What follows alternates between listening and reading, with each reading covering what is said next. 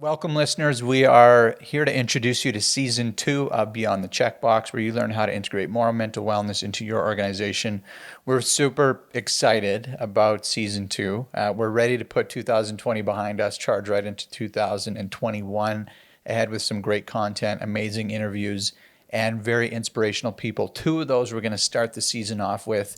You know them as the Humboldt Bronco survivors of that horrific crash in 2018. Tyler Smith, Ryan Straschnitzki, two folks who we were very excited to have on the podcast. Very inspirational, gritty individuals. Some of the most resilient people that I've ever met. I first met them at a panel talking about mental health. Inspirational young men who I think we can all learn a lot from. So very excited to launch off Season 2 of Beyond the Checkbox. So excited to launch it today with Tyler Smith, Ryan Straschnitzki, former Humboldt Broncos, and you know them because of their extreme resilience and what they've dealt with. Awesome. Well, thank you. Thank you both for joining us. Straz, maybe give us an update on how you're doing. Like, what are you up to these days? The both of you have become very like famous figures because you represent this like utmost of resilience. You guys have been so inspirational for the country and really the world while we're watching this. So give everyone an update on what you're doing. Straz, maybe you go first on how things are going with you.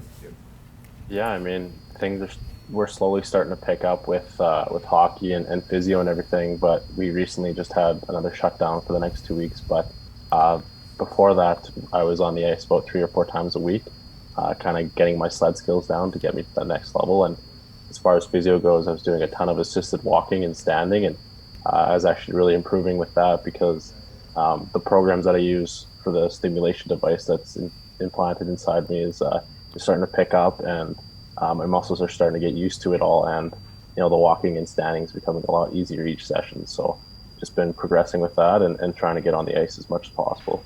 So that was like all the stuff you did in, was it Thailand? Yeah, I was in Bangkok. Wow. And so it's working. Yeah, it's crazy. I mean, there's some things I need to work on and fix, but for the most part, it's been incredible. That is wild. So where are you at in terms of what are you able to do by yourself? What do you need help with still? What's your status there? So at the start, last November, it took about 3 or 4 people to help me walk in this sort of harness device called the e-pacer, and from there I was able to get the activation, the first movement of walking, so that hip flexion movement and the dorsiflexion of the ankle, sort of that walking motion. But now we've gotten down to 2 people, and we're progressively getting less and less people going, so that eventually I would be able to use that by myself at some point, and then from there, going to like a walker or crutches or whatever the case. I mean, um, it's pretty limitless the way this thing can go. So I'm excited to see where it goes and going to continue trying to get more independent. That's incredible. I want to ask you something that I've been like meaning to talk to you about because I went through a micro dot of what you've both gone through. And I wasn't able to walk for like 2 weeks because I had a severe case of something called reactive arthritis. But what's it like to start to walk again? Like, what is that experience like? That must be an emotional experience for you.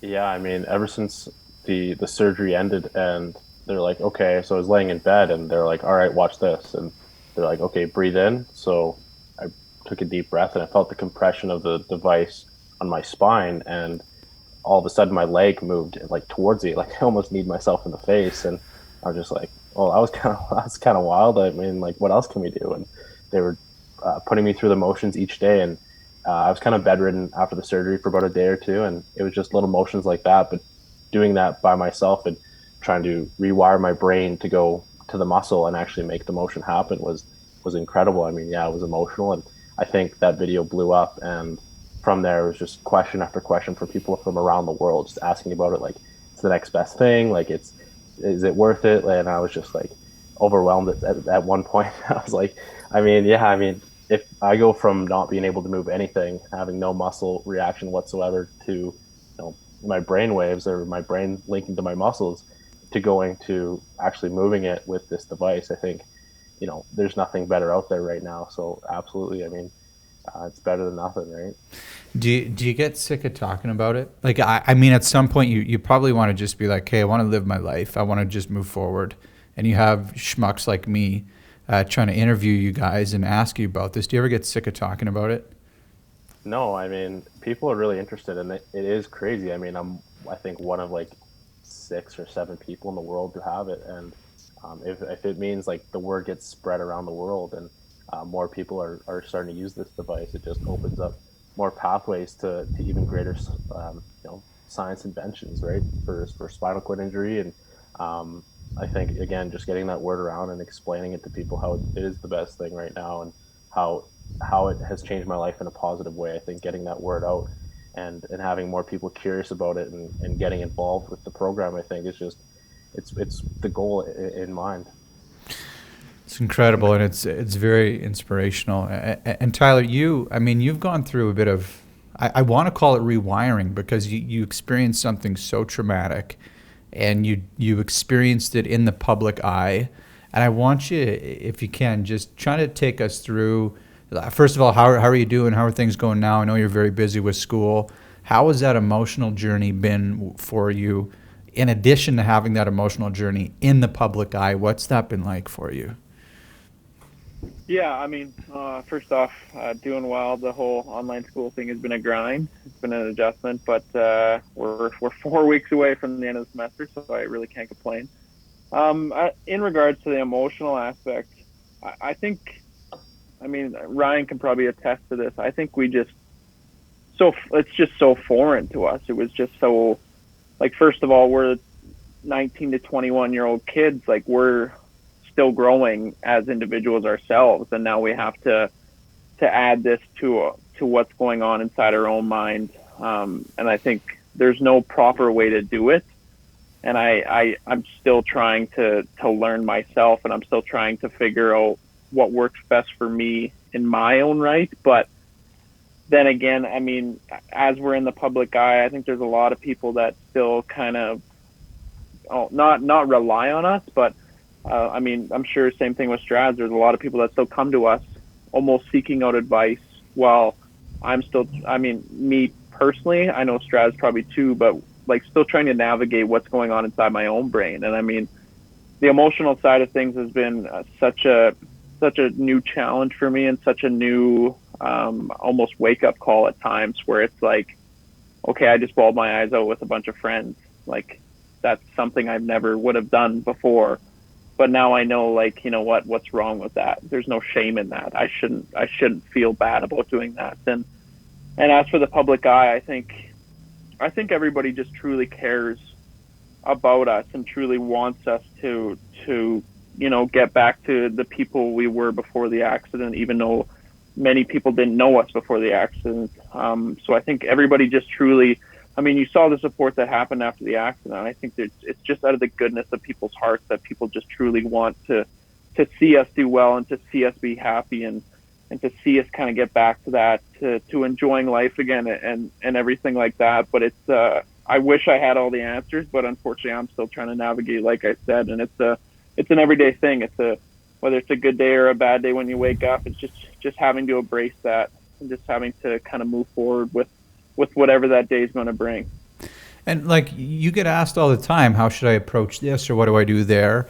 And you said you don't have the answers. Is that what you tell young people who are coming to you for advice, that, look, I'm going to give you some advice, but I don't have the answers? Do you show up authentically and say, look, I'm still trying to figure it out as well?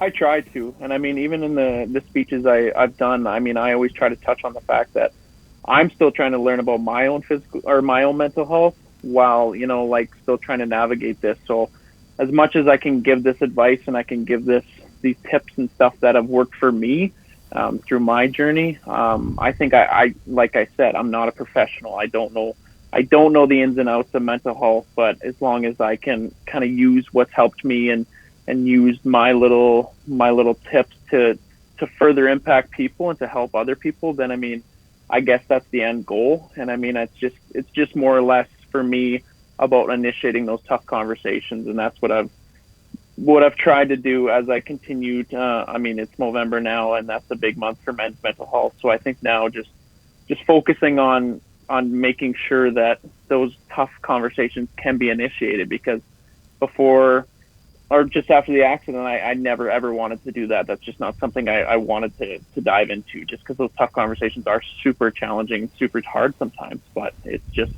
getting past that little threshold and getting to that point where you can have those conversations. I want to come back to that, and we'll take some time to talk about like how you grew beyond, you kind of grew beyond the stigma.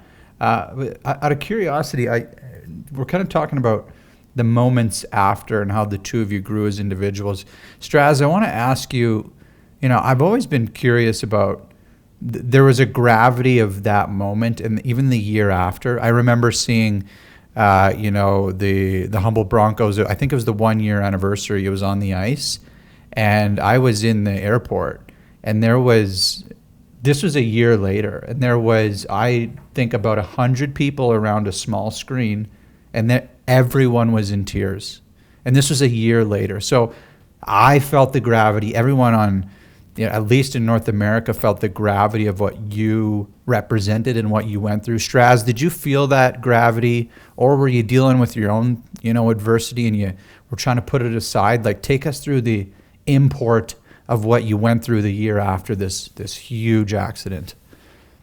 Yeah, it was a whirlwind. I mean, every day basically there was something new. There was always someone new reaching out or wanting to help out in any way, or again, like Smitty said, ask for advice. And at that first year, I was still trying to live life in a wheelchair, like learn how to cook for myself, clean for myself, do like manage my body properly so that I'm not ending up back in the hospital for whatever reason. So that first year was just intense, and I guess the first 4 months of it I was in hospital, and then I was on the ice, slowly getting introduced to sledge hockey, and then right back into physio. And physio was more grueling at the time because I was, again, still learning my body, and I was in physio about 5 times a week and for about 2-hour sessions. And it was just incredibly painful at times, but I pushed through it. And coming up to that Broncos home opener, it was really tough for me, I think, that first year, because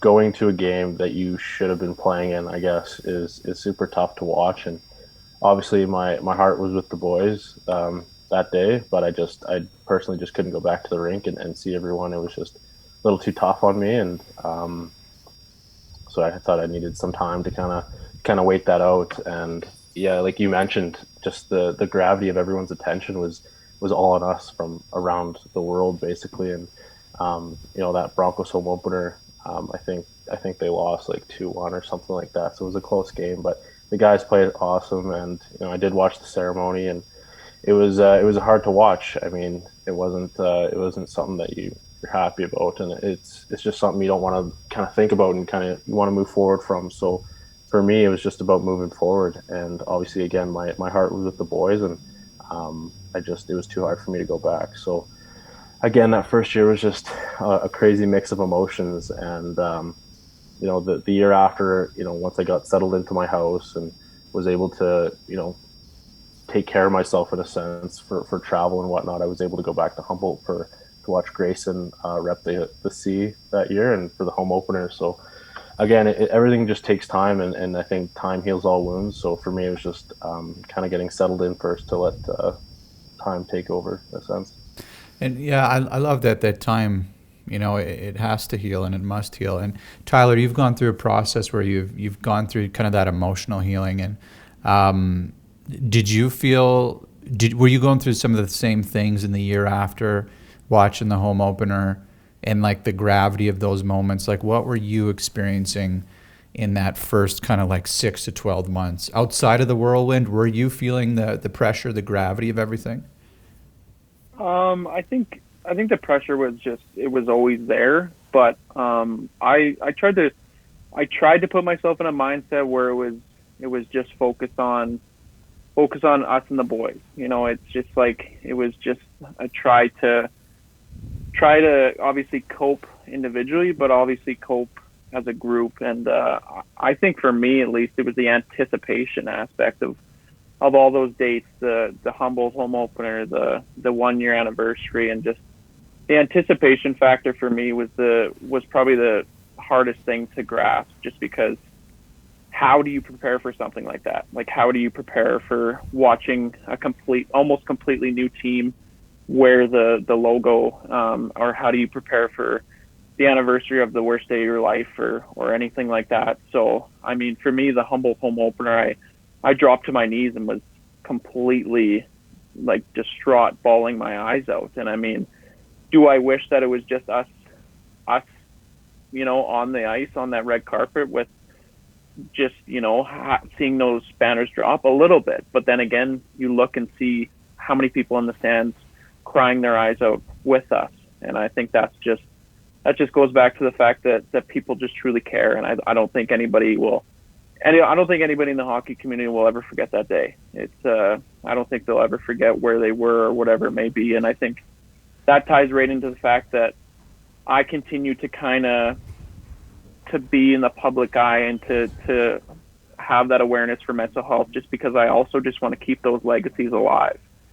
And as much as, me and Straz obviously both want to continue to push forward and everything, I think just being able to continually keep the legacies of those 16 beautiful people alive is just such an important thing for me, at least. And I know it's an important thing for Straz, I'm sure, and for everybody else. And just kind of navigating each day to figure out, how in the future you can essentially just keep. Obviously, a lot of people that supported us didn't know everybody that passed away. But if we can shine that light about how amazing those people were, then I think that's just the end goal. That's just the thing that I personally want to do for the rest of my life, just because they were such beautiful people. But then again, back to it, the gravity of everybody just continually kind of on us, and continually, not on us. I mean, they truly just wanted to support and care for us and do whatever they could. But it was just so different for us, because we're still navigating it, and we're still trying to figure out why the heck this happened. And I mean, we're still trying to answer all these questions that we'll never have answers. So it's those first 6 months especially were just such a learning curve, and such a consistent feeling of just numbness and just shock. And just like, how do we even begin to navigate this, and how do we move forward, and how do we do this? Because this just happened, and we'll never be able to, completely be the people that we were before the accident. So. And you mentioned that, like, you want to carry this on for the rest of your lives. I think the two of you, I mean, the whole Humboldt community has really been the shining light in all of this. And the two of you have been, whether the two of you like it or not, you've been kind of the faces of resilience throughout all this. And Tyler, have you felt that, I guess, you have the want to continue this the rest of their life? Is that across the board, or are there guys who want to escape, who don't want to represent, who don't want to be in the limelight? Have you found that there's other individuals who are dealing with it in different ways? And then how do you help them? How do you reach out to them? I think obviously I can't speak for everybody, but one thing we've all definitely had to learn is everybody's going to heal differently, and everybody obviously has their own battle from that day. Physically, mentally, emotionally, everybody is going to still try to figure out how to get through their own battle, while, obviously caring for each other and all the other boys. So, I just don't think there's any right or wrong way to do it. And I think we all understand that, we all realize that, and we don't put each other down if one guy's a little more in the public eye than the other. I think we realize that we're bonded for life, and we're going to be brothers for life. And it's not like it's not a bad thing. We all still love each other, and we all still probably wish that we could get together way more. But I mean, then again, we're all also busy, and we're all also doing our all new things. And I mean, I think that's just super refreshing to see, refreshing to see boys going out and getting a career, or going to school, or whatever it may be. I think just being able to see the recovery in all the boys, and whether or not they're they're coming out in the public eye and talking about what's going on. I think it's everybody's own decision, and that's just, we all respect that. And we all have a major amount of admiration for each other, just because we all went through this, and it's, no matter what, like I said, we're going to be bonded for life. So. Yeah, I love that perspective. And Straz, I wanted to ask you about some of the emotional, like, heaviness of it all. Have you ever felt pressure to recover? Have you ever felt the pressure to get better quicker? I mean, because the light is on you, and you're one of 6 people who are undertaking this pretty miraculous type of treatment. Have you ever felt the pressure to push harder in physio when you don't want to? Or, like, what are the pressures on you right now in terms of your recovery? Yeah, there's so much. I mean, I try to deal with it by not dealing with it, if that makes sense. So I try not to think about it too much. And, I get questions all the time like, oh, how's sledge hockey? Are you going to make Team Canada? I'm like, well, it's a long process, and, I'm going to work my hardest to get there. But even with physio, they're like, so you think you'll be able to walk one day? And I'm like, I don't know. I mean, I could try my best, right? But it's all up to the body. And having a question like that, and you have that feeling of you not wanting to disappoint people. And it's come to my, like, realization that, it's not about them really. It's just about me and what I can do now in the moment to work hard and, get better as much as I can. And obviously I'm going to try my best to walk one day and push myself in physio and find that motivation, to get better. And that motivation isn't coming from, their thoughts or their opinions or whatever the case. It's coming from inside, right? It's little things that motivate me. Like, obviously the 16 people that lost their lives. I mean, my end goal is to win a gold medal and kind of, celebrate with them in a sense. And it's there's so many thoughts that go through your head sometimes. And again, the pressure of just being told or even asked the question of if you're going to walk one day, not knowing, right? And you don't want to say like, oh, I'm never going to walk, right? Like, it's just sort of pessimistic, and it's just not the way I am. So I try and approach it in the most positive way I can. And again, just find what motivates me and trying to work towards my goal. And it's basically all I can do. So again, I'm still kind of learning how to approach that question a little bit better. But for now, it's kind of like, what I'm doing what I can, and I'm going at the pace that I think is necessary to get to that stage of unassisted walking one day. I find it interesting how the both of you are approaching it, right? Like, you're normalizing that there's no right way. It's okay not to be okay. It's okay to have bad days. It's okay to struggle through things and feel the pressure and disappoint people. Like, that's all totally normal. And what I think has been so incredible about your journeys is, like, you represented this just wildly tragic moment in hockey and world and Canadian history that galvanized the country for a very long time. And all the pressure was on you. And now I think you're normalizing that it's okay not to be this, like, heroic knight in shining armor. And I imagine there was a temptation, and at least at times, to be this, like, Mr. Perfect. I'm wondering if either one of you had ever felt that pressure to be like the perfect person with all the answers.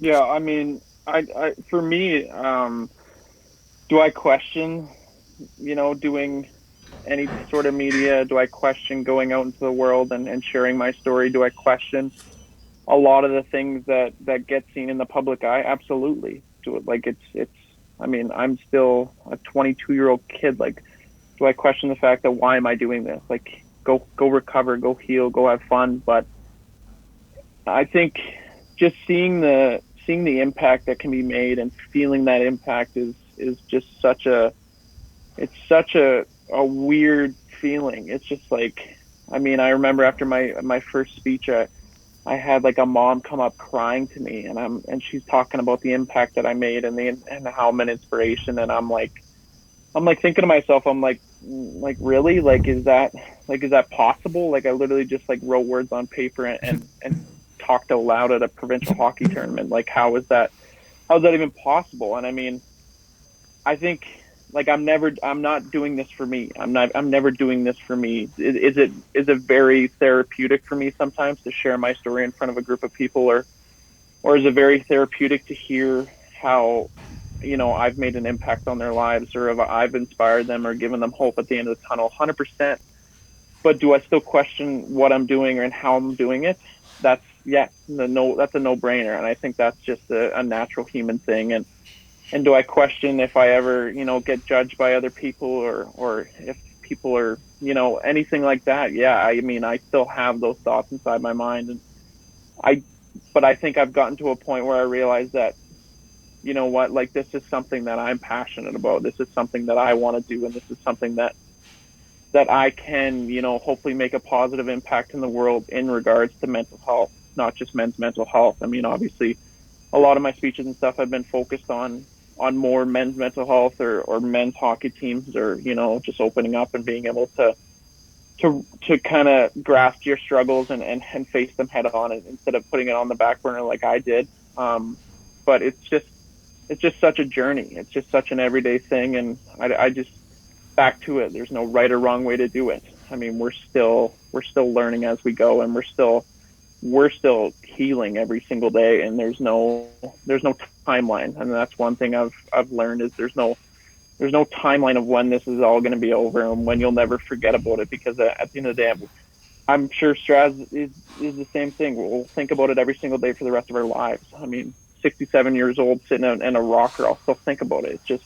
It's never going to go away, but it's now just trying to make a positive impact on the fact that, like, this is completely the worst day of our lives, and we will never forget it. But if I can give hope, and if I can give inspiration to others, then I plan to do that, just because I don't want to see people, just especially the people I care about and love around me, go through the struggles, and go through that mental health spiral sometimes, and that can definitely lead to a ticking time bomb. So it's just, yeah, I guess I was rambling there, but yeah, that's kind of to sum it up. Well, I love that message, and I want to ask you both, and I'm going to start with Straz. Like, we're doing, everything we can to break down the barriers around mental health.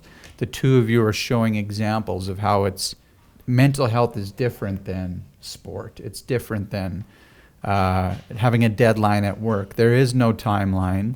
It is open-ended. There's no exact right way to do it. There's not always going to be the answers.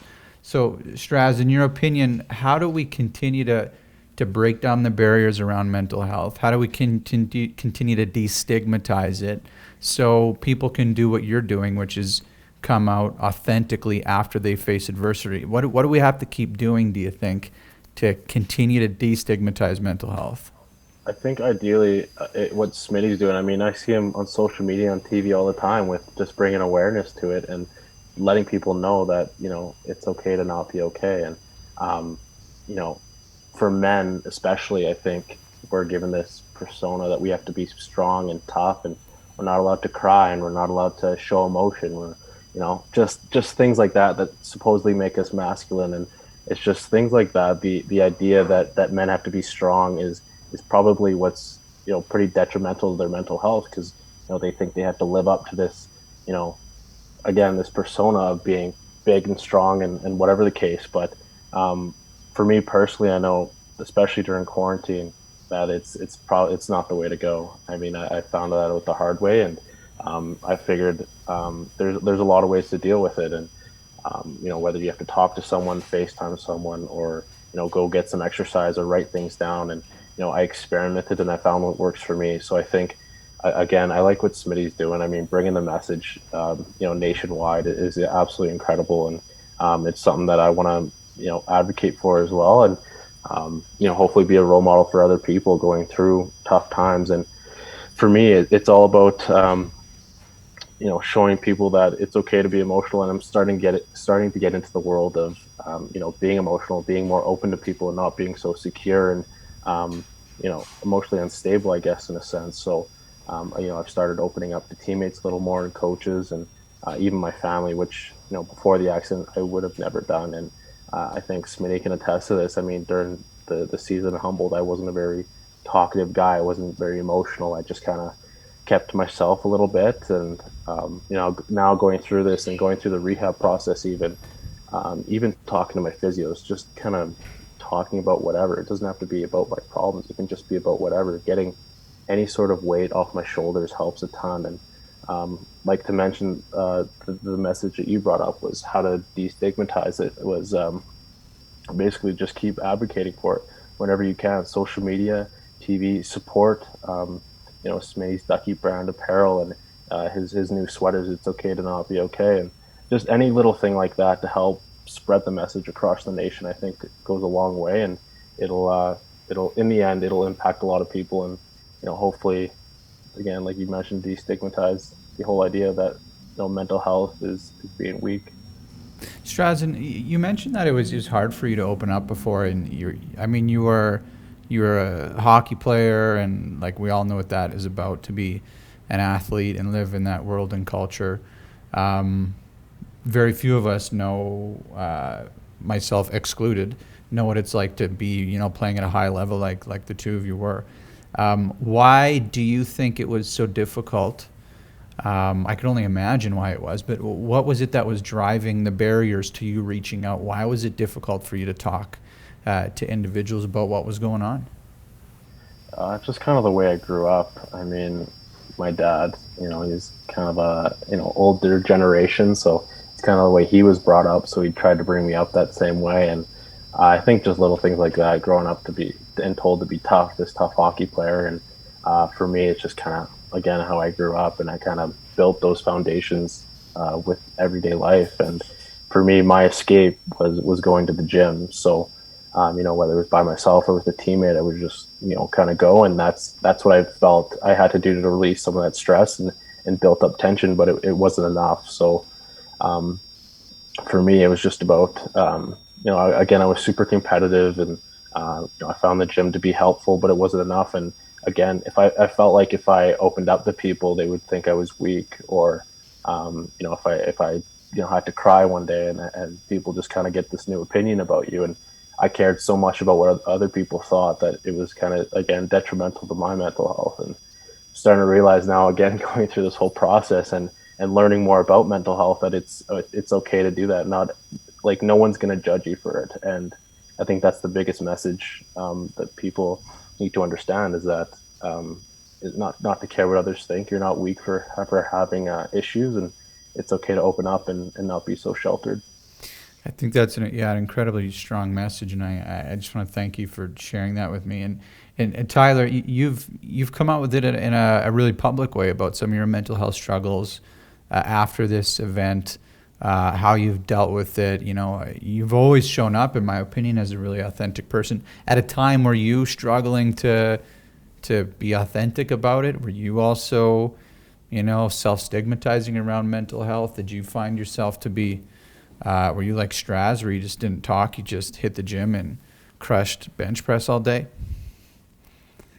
I mean, for me, I think Straz knows, like, I'm just such a dressing room guy, and I'm just such a, come to the rink every day and make the boys smile, get up, have a dance party, whatever it may be. Like, I think that's just the guy I was, and that's just the role I played, and I took pride in that role. But I think Straz might remember this, like, even like during the year, but even before the accident, I was only playing fourth line minutes, so a couple minutes a night, and I was still expected to come to the rink every day and just be this fun loving dressing room guy, atmosphere glue guy. And it was just getting to the point where I was like, why am I even here? Like, I mean, I could go start my life. Like, what's the benefit of me being here, getting 4 minutes a night, finishing out the year, and then going home and not really getting anything out of it? But so I decided to just, like, kind of, just be chill, pretty much go mute for a couple days, and just, really question and try to answer some questions I had, and of whether or not I should go home. And I ended up just Shotzi and Fisker and all the boys came up to me, and they're like, what's going on? Like, we need you back. Like, are you all right? Like, what's happening? Like, we'll get you more ice time. And I think that was just the moment where I was like, wow, like, these guys truly care, and these guys actually, care about the fact that I don't put up 50 goals a year, but I can come into the dressing room try to shine some light and have that fun and build that atmosphere. And that was just like a big moment for me. That was, I think, one of my main first experiences with mental health, is just because, I mean, I was at such a low point at that time where the people around me were seeing that I was so off, but they still cared and they didn't just shrug it off and be like, "Oh, Smitty's being a little baby. Like, don't even worry about it. Like, he'll be fine." And yeah, that was just such a big moment for me. And then after the accident, I think just it was such a focus on the physical side of things and just getting back to it and healing and going to my occupational therapist 3 or 4 times a week. And I would come home, watch TV, go to bed, wake up, take medication, go to therapy. It was just such a cycle of just continually putting everything in my mind on the back burner, which, I mean, led me to having some very tough moments of just complete breakdowns. And then once I was able to start, once I got home and seek the professional help I needed and started to figure out what is going to work for me through this, then I was able to start sharing my story to hopefully give that hope to other people, just because it's just such a tough thing to do. It's such a tough thing to, I always preach, like, lean on the people around you, rely on the people around you. But I mean, I didn't do that. Like, I was just like, I'm just going to take all this burden. I'm just going to take all these emotions within myself. Like, why would I put everything on everybody else? Because, I mean, they'll maybe think of me as weak, or they maybe just like don't want to deal with that. So, and then I was able to finally realize that self-care is not selfish, and I didn't have to completely be that dressing room guy all the time. I didn't have to go into a friend group and try to be that fun-loving, person that makes everybody laugh or whatever it may be. I can take time. I can take time to put my mental health at the forefront of my life, instead of always having to be this upbeat, chipper, positive guy. And I think that's just something I personally had to learn. And I know for me at least, it was a very tough thing to go through. It was a very difficult kind of concept to grasp, just because I'd never dealt with that, and I never really knew how to transition out of it. So it's been a learning experience. That's awesome. And I want to wrap up and talk about skills, because we always, with Headversity, we talk about, destigmatizing mental health is great and mental illness is great. What we want to do is give people the skills so everyone can, use what you have used. So Straz, take me through a couple of the simple things that you do that help you with your mental health, your resilience. What are some things that keep you going throughout all this? A few simple things that I like to do are writing things down. I think it's therapeutic in a sense. It can be sort of any thought. It doesn't have to be about problems. It could be something that happened today that you enjoyed or disliked, or something you feel like you need to work on, setting goals for yourself, whatever the case. I mean, again, there's no magic answer, and everyone kind of has to experiment with what works for them. And for me, I think writing things down helps a ton. And again, going to that gym again, and being with teammates and having that socialization again is just I think it's truly incredible for the mind. And even if you're not able to see them in person, I think FaceTime, thank God we have FaceTime, right? Like, I know FaceTiming friends helps a lot. Just have a good few laughs and talk about life, or talk about, whatever the case. Like, for me, it's those deep talks about conspiracy theories, and just it keeps you talking for hours. So it's incredible what face-to-face contact can do. And again, it's just about experimenting with what works best. Nice. Smitty, what about you? Yeah, I think for me, I definitely I like to exercise. I like to go get a workout in. I just like to put my headphones in and just decompress. And I think that's something I try to do when I know that I need to just take some time for myself, is just try and fully decompress, whether it be reading a novel, or just I actually recently just started getting into kind of just journaling a little as well, and just putting words to paper. It's almost just such a weight lifted off your shoulders, and it's refreshing when it's over. And like back to it, I don't think there's any right or wrong way to do it, and I'm still trying to figure out what truly works best for me. But I've gotten to a point where I can, if I need some time alone, I'll whip downstairs, I'll go do a workout, or I'll go see a friend. I mean, it's obviously very challenging times with everything that's going on. very different, but just having that human interaction and that socialization aspect is big for me. I mean, I'm a big talker. I love conversation. I got to get into conspiracy theories like Strad, but yeah, I think just not completely, going to a friend and just breaking down all these barriers and opening up about everything, but just like being able to sit and chat and debrief almost. And it's just such a nice way to kind of get back to it and just refresh and reset yourself. And yeah. Awesome. Well, next podcast, we're going to get into some conspiracy theories. I want to hear both of your takes on a whole bunch of things, so we'll get into it. But in the meantime, gentlemen, thank you so much, first of all, for being on the show today. I know all of our listeners are really going to appreciate your tact in how you've approached this. Also, I just want to say thank you for what you're doing. I know you might not always think this because it can be a grind, but what you're up to is a very special thing. Which is, what I would call the true hero's journey, right? Where you have, you were one person going into a very serious piece of adversity, and you've experienced this extreme adversity, and you're coming out a different person. But I think what is so special about what you're doing is you are being public and open about it such that other people can learn from you. And I know the country and really the world has appreciated you being so open and authentic about it, and it's taught us a lot about mental health, resilience, and adversity, which is something that we need more of in this world. So thank you for being heroes, true heroes, and thank you for being on the show today. Thanks for having us. Yeah, absolutely. Yeah, thanks very much. Appreciate those words. Wow, that was a special send-off. Yeah, thanks very much.